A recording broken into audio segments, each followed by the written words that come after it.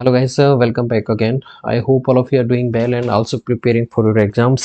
आज हम पढ़ेंगे यहाँ पे आपको जो भी बोर्ड वाले स्टूडेंट हैं 18 मार्च को जिनका एग्जाम है उनको मैं यहाँ पे हर चैप्टर का सारांश यहाँ पे कराऊंगा जिससे उनके कंसेप्ट अच्छे से हो जाए। देखिए अब आपके पास में इतना टाइम नहीं है कि आप जो अननोन चीज़ है उसे पढ़ने की ट्राई करें। आपने जो पढ़ा है उसकी कंसेप्ट को आपको अच्छा करना है, तो ये चीज़ आपको ध्यान रखना है। कोई भी नई चीज़ इस टाइम आपको नहीं पढ़नी है।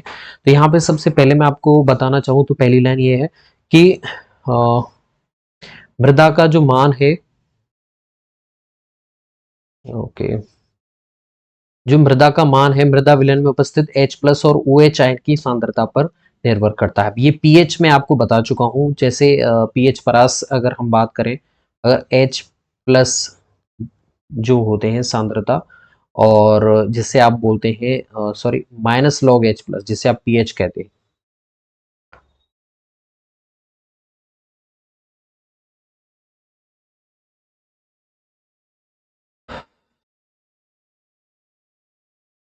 ओके,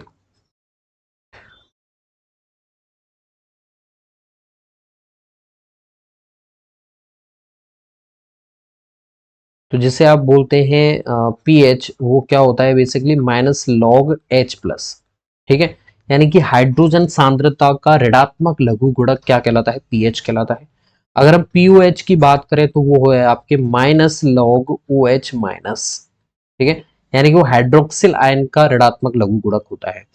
अगर हम इन दोनों को ऐड कर देंगे तो आपके पास में आ जाएगा, इसका टोटल मान 14 आना चाहिए। तो इस तरह से आपको दोनों का पीएच प्लस पीओएच कितना आना चाहिए? 14 आना चाहिए।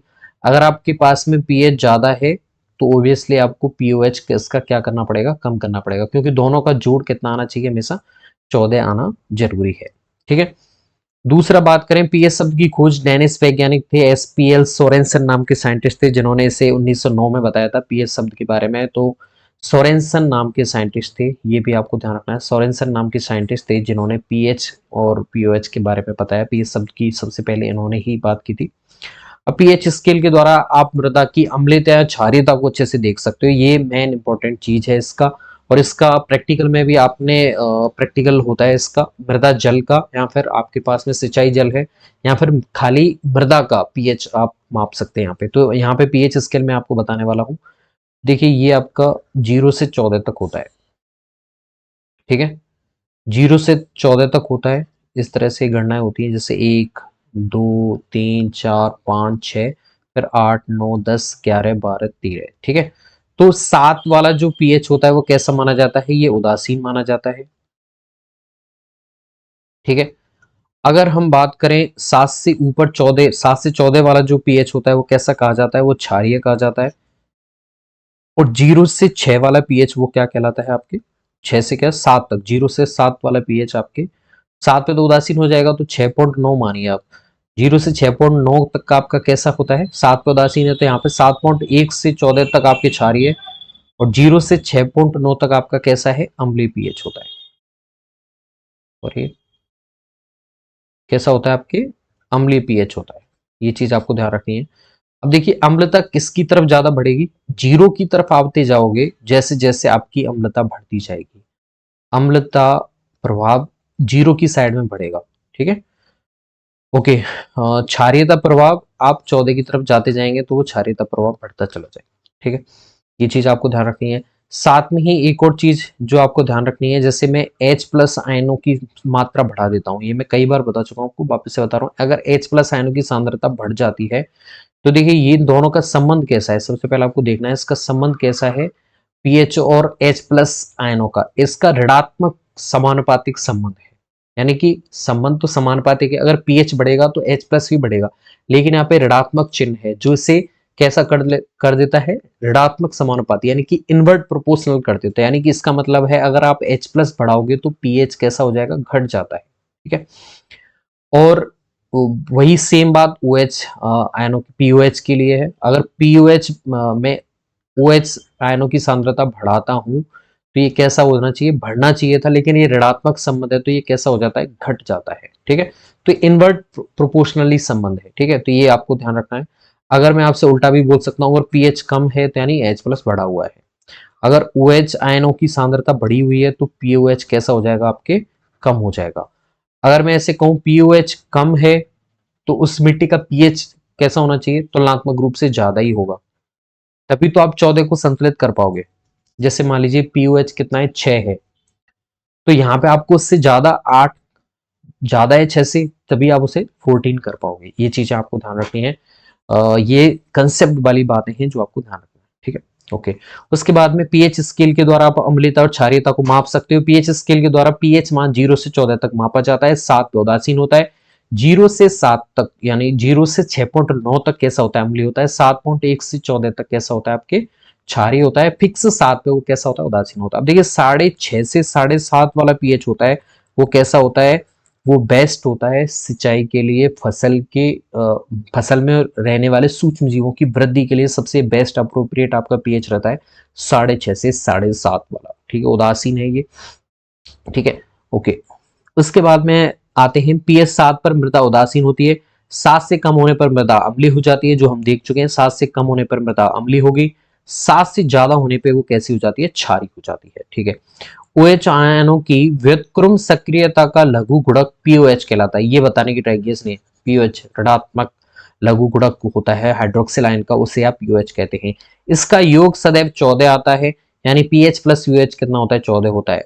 उसके बाद में आ जाते हैं हम उभय प्रतिरोधकता। उभय प्रतिरोधक वे पदार्थ हैं जिनकी उपस्थिति में, ऐसे में इरेज कर देता हूं तो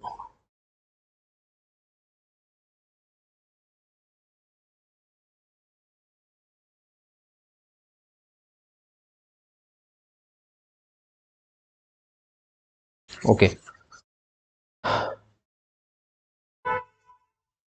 तो उभय प्रतिरोधक वे पदार्थ हैं जिनकी उपस्थिति में किसी विलयन के पीएच मान को परिवर्तित करने के लिए अम्ल या क्षारों की आवश्यकता से ज्यादा मात्रा में प्रयोग किया जाता है। तो जैसे हमारी सॉइल होती है उसमें ये क्षमता होती है कि वो बफर विलयन की तरह व्यवहार करती है, उसमें उभय प्रतिरोधक क्षमता होती है,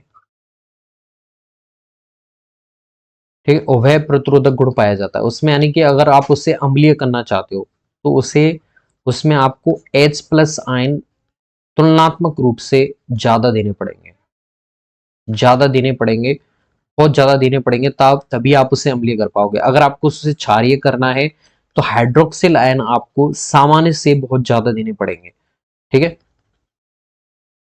ये ठीक उसी तरह से है जैसे मान लीजिए एक सामान्य बच्चा है, उसे आप पढ़ाना चाहते हो तो वो कैसा है, सामान्य है, वो उसमें सीखने की कैपेसिटी है, वो सीख जाएगा। लेकिन एक बच्चा है जिसमें उभय प्रतिरोधक क्षमता है मान लीजिए, यानी कि वो इतनी जल्दी चीजों को नहीं एक्सेप्ट कर पाता है, तो वो क्या करेगा, विरोध करेगा उस चीज को। तो इस चीज को आपको क्या करना पड़ेगा, उस बच्चे पे ज्यादा मेहनत करनी पड़ेगी, तभी आप उसे समझा पाओगे। तो यही बात मिट्टी की होती है, उसमें उभय प्रतिरोधक क्षमता होती है। उससे उसे चाहिए कि उसकी पीएच जो है उसे कोई आके नहीं छेड़े, तो इस वजह से वो अपने पीएच हमेशा उदासीन बना रखने की ट्राई करेगी, ठीक है। उसे छेड़ोगे तब फिर आपको उसे ज्यादा मात्रा में देना पड़ेगा, तभी आप उसकी पीएच को चेंज कर पाओगे, ठीक है। ओके, थोड़े छेड़ने पे कुछ नहीं होगा, आपको ज्यादा मात्रा में लाओगे तभी आप उसे छेड़ पाओगे, ठीक है। तो यह मेरा कहने का मतलब है, अगर आप उसकी पीएच को चेंज करना चाहते हो तो आपको बहुत मेहनत लगेगी उसके लिए, ठीक है। तो पीएच में परिवर्तन का प्रतिरोध करने की यह शक्ति उभय प्रतिरोधक यानी कि बफर एक्शन कहलाती है। ये ध्यान रखना, हिंदी में भी पूछ लेते हैं बफर एक्शन, बफर एक्शन या फिर बफर क्रिया क्या होती है, ठीक है। जिन मृदाओं में कार्बनिक पदार्थों की मात्रा या फिर किले की मात्रा अधिक होती है उनकी उभय प्रतिरोधक क्षमता उतनी अधिक होती है, यानी कि ह्यूमस में कार्बनिक पदार्थ ज्यादा होते हैं, तो यानी कि उसकी उभय प्रतिरोधक क्षमता भी ज्यादा देखने को मिलेगी। 50% बेस संतृप्ति पर मृदा सबसे अधिक प्रतिरोध दिखाती है। कितने प्रतिशत मृदा प्रतिशत बेस संतृप्ति मैंने बताई है, 50% अधिकतम हो सकती है। तो इस बेस संतृप्ति वाली लिमिट पर उभय प्रतिरोधक क्षमता सर्वाधिक होती है, ठीक है। मृदाओं की उभय प्रतिरोधक की क्षमता उपस्थित कोलाइडी पदार्थों की अभिक्रियाशील मात्राओं और प्रकारों पर निर्भर करती है। तो कोलाइड भी कार्बनिक पदार्थ होता है, तो यानी कि कार्बनिक पदार्थ में उभय प्रतिरोधक क्षमता ज्यादा होगी। ह्यूमस भी कार्बनिक पदार्थ है तो उसमें उभय प्रतिरोधक क्षमता ओबियस सी बात है ज्यादा ही आपको देखने को मिलेगी। तो यहाँ पे मैंने आपको बेसिक सी चीजें बताने की ट्राई की है। नेक्स्ट वीडियो में हम और कोई टॉपिक पे बात कर लेंगे।